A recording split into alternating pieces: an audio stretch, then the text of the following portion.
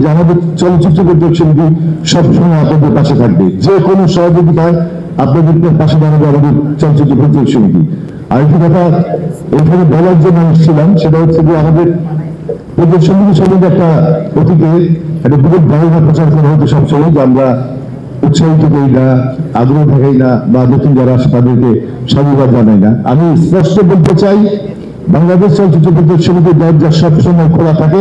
আমাদের যত নতুন সদস্য বা বাইরের যারা মুক্ত স্বাধীনভাবে স্বাধীন চলচ্চিত্র নির্মাণ করেন তাদেরকেও আমরা সাধুবাদ জানাই, স্বাগত জানাই। এবং আমরা চাই, আমাদের কোনো বাইন্ডিং চাই, বাংলাদেশের যে কোনো স্বাধীন নাগরিক স্বাধীনভাবে চলচ্চিত্র নির্মাণ করতে পারবে, এটা নিয়ে আমাদের কোনো বাধ্যবাধকতা নাই।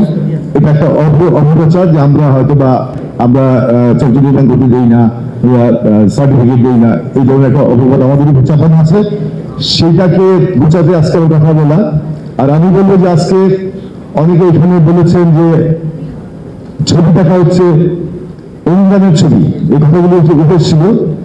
অনুদানের ছবি দেওয়া হচ্ছে, অনুদান দেওয়া হচ্ছে 2 বছরের মধ্যে ছবি বানিয়ে ছবি জমা দিতে হবে। এটা একটা বড় ধরনের সময়। 2 বছরে অনেক কিছু ঘটে।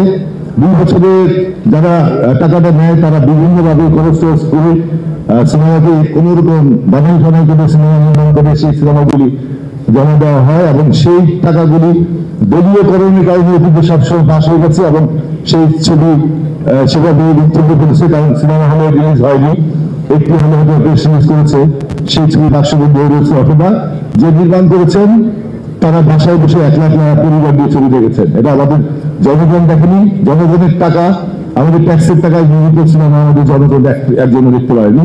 অথচ সেই ছবিগুলি আবার পুরস্কার হয়েছে, অসংখ্য পুরস্কারে ভূষিত হয়েছে সেই ছবিগুলি, যেটা আসলে আমরা স্বাধীন দেশের মানুষ, আমরা স্বাধীনভাবে চলার পরে আমরা কেউ প্রতিবাদ করতে পারিনি।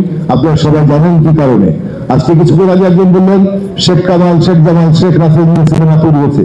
আমরা 16-17 বছরে কিন্তু সেই কথাগুলি প্রকাশ্যে বলতে পারিনি। আমাদের আজকের অর্জন, আমাদের ছাত্র সমাজের জন্য আজকের এই দক্ষিণ বাংলাদেশ অর্জন, যে আমরা একটি সম্মেলন কেন্দ্রে বসে, একটি সম্মেলনের মধ্যে বসে আমরা স্বাধীনভাবে সেই কথা বলতে পারছি।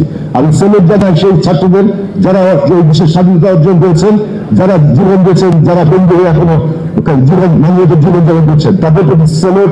এবং এই সমাবেশ থেকে বলতে চাই, সম্মেলন থেকে বলতে চাই, যারা ছবি নির্মাণ করছেন, আজকে যে চলচ্চিত্র নির্মাণ করার স্বপ্ন নিয়ে স্বপ্ন লাগবে এসছেন আজকে ছাত্ররা, আমি বলবো আজকে আমাদের সাংস্কৃতিক উৎসব হয়তো আছেন, তার প্রতি আমার উদারতা আহ্বান থাকবে, আবেদন থাকবে।